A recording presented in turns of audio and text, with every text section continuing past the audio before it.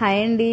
ఈరోజు సింపుల్గా దమ్ బిర్యానీ ఎలా చేయాలో చూసేద్దాము. దమ్ బిర్యానీ అంటే అమ్మో చాలా ప్రాసెస్ ఉండిద్దని చెప్పేసి అనుకుంటాము. కానీ సింపుల్గా ఇంట్లో ఉన్న వాటితోనే ఎక్కువ స్పైసెస్ మసాలాలు ఎక్కువ లేకుండా ఎలా చేసుకోవాలో చూసేద్దాం. ముందుగా ఒక 1/2 కిలో చికెన్ని క్లీన్ చేసుకొని తగినంత సాల్ట్, కారం, పసుపు వేసి నెక్స్ట్ ధనియాల పొడి 1 స్పూను, జీలకర్ర 1/2 స్పూను, అలాగే గరం మసాలా 1/2 స్పూన్ వేసుకొని దీంతో పాటే ఇంట్లో ఉన్న కమ్మని పెరుగు 2 టేబుల్ స్పూన్స్ వరకు వేసుకొని అన్ని బాగా మిక్స్ అయ్యేటట్టు కలుపుకోవాలి. ఇలా ముందు ఈ పొళ్ళని చికెన్ పీసెస్కి బాగా పట్టేటట్టు కలుపుకున్న తర్వాత ఇప్పుడు కొంచెం 1 స్పూను 2 టేబుల్ స్పూన్స్ ఆయిల్ వేసుకొని లాస్ట్లో 1 పెద్ద స్పూన్తో 1.5 టేబుల్ స్పూన్ అల్లం వెల్లుల్లి పేస్ట్ వేసి ఇది కూడా బాగా మిక్స్ చేసుకొని తర్వాత మీకు టైం ఉంటే ఓవర్ నైట్ 2 అవర్స్ లేదంటే కనీసం ఒక 1/2 అవర్ అయినా మూత పెట్టి ఫ్రిడ్జ్లో పెట్టుకోవాలి.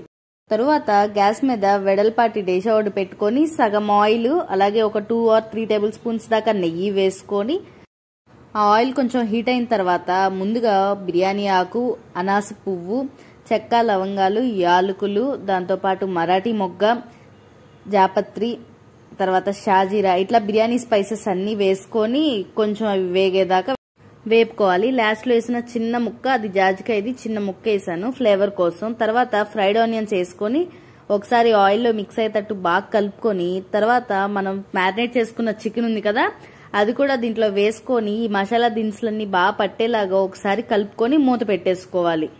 మూత పెట్టుకొని 10 మినిట్స్ మనం మీడియం ఫ్లేమ్లో కుక్ చేసుకున్న తర్వాత మూత తీసి చూస్తే పీసెస్ మెత్తబడి ఇలా ఉంటాయి. ఈ స్టేజ్లో కొంచెం కొత్తిమీర, పుదీనా వేసుకొని ఇంకొకసారి మూత పెట్టుకొని 5 మినిట్స్ మగ్గనిస్తే ఈ ఫ్లేవర్స్ అన్ని ఆ పీసెస్కి పడతాయి. తర్వాత ఒక 2 మినిట్స్ ఆగిన తర్వాత మళ్ళీ మూత తీసుకొని 3-4 పచ్చిమిర్చి వేసి ఖచ్చితంగా 2 నిమిషాలు మూత పెట్టి కుక్ చేసిన తర్వాత ఇట్లా పీసెస్ మెత్తబడతా ఉంటాయి. ఈ స్టేజ్లో ఆ పీసెస్ వరకు మనం ఒక గిన్నెలోకి సపరేట్ చేసుకొని ఆ గ్రేవీ అంతే ఉంచి దగ్గర ఒక 1 అవర్ పాటు నానబెట్టిన బాస్మతి రైస్ని నీళ్లు వంపేసి ఇట్లా గ్రేవీలో వేసుకోవాలి.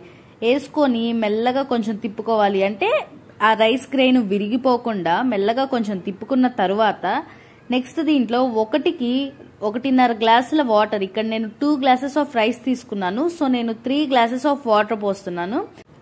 ఇలా మనం వాటర్ పోసుకున్న తర్వాత ఈ స్టేజ్లోనే మనం ఒకసారి సాల్ట్ చూసుకొని సాల్ట్ వేసుకున్న తర్వాత హైలో పెట్టి ఉడికించుకొని ఇదిగోండి ఇట్లా వాటర్కి ఇంకిపోతా దగ్గర పడుతున్న టైంలో మనం విడిగా తీసి పెట్టుకున్నాం కదా చికెన్ పీసెస్ అవి కూడా వేసుకొని ఒక్కసారి మిక్స్ చేసుకొని తర్వాత ఇట్లా వాటర్ ఇంకిపోయిన తర్వాత పైన వాటర్ ఏం లేని టైంలో పాలల్లో కొంచెం కుంకుమ పువ్వు కానీ లేదా ఫుడ్ కలర్ కానీ వేసుకొని 1/2 టీ గ్లాస్ పాలని ఇట్లా రైస్ మీద పైన పోసుకొని ఒకసారి కలుపుకున్న తర్వాత ఫ్రైడ్ ఆనియన్స్ కొంచెం కొత్తిమీర, కొంచెం పుదీనా వేసుకొని అలాగే పైన 1 or 2 టేబుల్ స్పూన్స్ నెయ్యి పైన అలా రైస్ మీద వేసేసుకొని తర్వాత ఇప్పుడు దమ్ కోసమని టిష్యూ నాప్కిన్స్ ఉంటాయి కదా ఆ టిష్యూ నాప్కిన్స్ 2 లేదా 3 ఆ రైస్ పైన అలా పెట్టేసుకొని కొంచెం వాటర్ అలా స్ప్రింకిల్ చేసుకొని మూత పెట్టుకున్న తర్వాత ప్యాన్ ఉంటుంది కదా చపాతీ ప్యాన్ అవి ఆ ప్యాన్ పెట్టుకొని ఆ ప్యాన్ మీద ఈ డేషా పెట్టుకొని ఒక 10 మినిట్స్ హై ఫ్లేమ్లో ఒక 5 మినిట్స్ లో ఫ్లేమ్లో పెట్టి ఆఫ్ చేసుకున్న తర్వాత కొంచెం స్టీమ్ పోవాలి. మనకు ఆత్రం ఎక్కువ కదా పోనీకుండానే తీసేసాను నేను.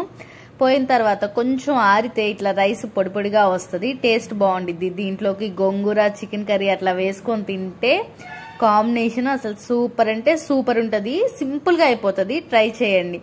వీడియో నచ్చితే లైక్ చేసి సబ్స్క్రైబ్ చేసుకోండి. Bye bye.